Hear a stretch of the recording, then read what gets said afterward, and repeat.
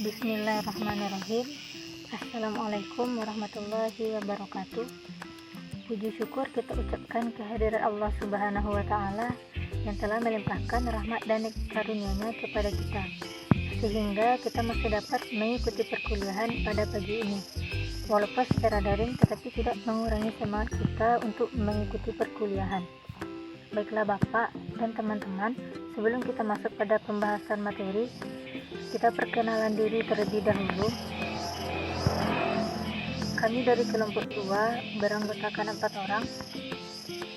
Yang pertama, Intan Dominikus Sanda. Yang kedua, Khairunisa. Yang ketiga, Muhammad Al-Fajri.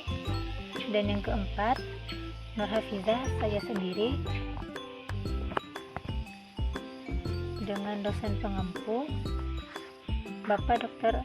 Asmendri SAG MPD pada mata kuliah Manajemen Hubungan Sekolah dan Masyarakat dengan judul kajian materi perbedaan humas dan kajian lain serta publik dan opini publik dalam kegiatan humas. Baiklah Bapak dan teman-teman, kita langsung saja pada pembahasan pertama. Baiklah, kita langsung saja kepada materi pertama, yaitu perbedaan humas dengan advertising. Yang membedakan antara public relation dengan advertising adalah suatu proses sosial dan sistem pengaturan di mana individu dan kelompok mendapatkan kebutuhan dan keinginan mereka dengan menciptakan, menawarkan, dan bertukar sesuatu yang menguntungkan satu sama lain. Sedikit saya jelaskan. Tujuan dari sebuah pemasaran adalah untuk mengenal dan memahami pelanggan sedemikian rupa, serta mempengaruhi masyarakat sehingga produk atau jasa yang diproduksi dapat terjual dan menguntungkan pihak sekolah juga masyarakat. Selanjutnya kita akan membahas perbedaan humas dengan marketing. Pertama, pada public relation berkaitan dengan penggunaan pesan komunikasi. Aktivitas public relation dilakukan untuk mendapatkan dukungan dari seluruh stakeholders, termasuk konsumen atau calon konsumen. Yang kedua yang membedakannya yaitu alat penyampaian pesannya. Kegiatan public relation menggunakan alat penyampaian pesan melalui berita di media massa. Dan selanjutnya, penggunaan media public relation menjadi salah satu komponen stakeholders yang penting untuk dijaga. Meski media ditempatkan sebagai relasi yang harmonis, humas tidak bisa memaksa media untuk mempublikasikan semua hal yang dirilis oleh humas. Berbeda dengan promosi penjualan yang membangun kepercayaan konsumen dengan suatu produk atau jasa dan berusaha mendapatkan kenaikan penjualan dan profit. Nah, selanjutnya kita masuk kepada perbedaan humas dengan propaganda. Public relation bertujuan menciptakan dan memelihara niat baik dan saling pengertian antara suatu organisasi dengan segenap khalayak. Yang kedua yang membedakannya menjadikan masyarakat memahami serta memanfaatkan jasa-jasa dari departemen yang bersangkutan secara memadai. Lain halnya dengan propaganda. Propaganda bahan atau topiknya itu bersifat emosional, intelektual, atau spiritual seperti politik atau agama, dan bertujuan mempertahankan kekuasaan. Selanjutnya kita masuk kepada materi yang kedua, yaitu humas sebagai metode komunikasi.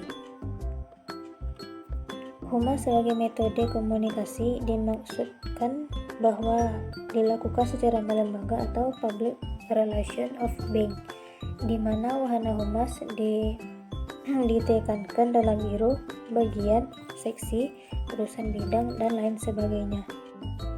Jadi dapat dikatakan bahwa humas baik secara teknik komunikasi maupun sebagai metode komunikasi adalah suatu aktivitas yang menunjang manajemen suatu lembaga untuk menggerakkan manusia-manusia yang terlibat menuju sasaran dan tujuan lembaga.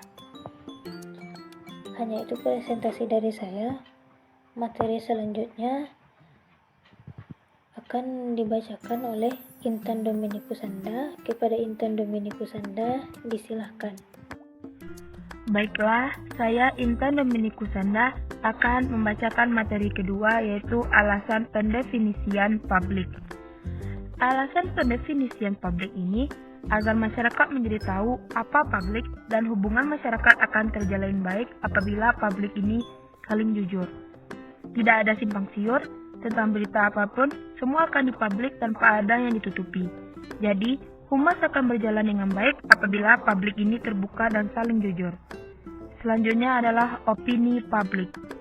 Opini publik ini juga diartikan sebagai ungkapan keyakinan yang menjadi pegangan bersama di antara para anggota sebuah kelompok atau publik mengenai suatu masalah kontroversi yang menyangkut kepentingan umum.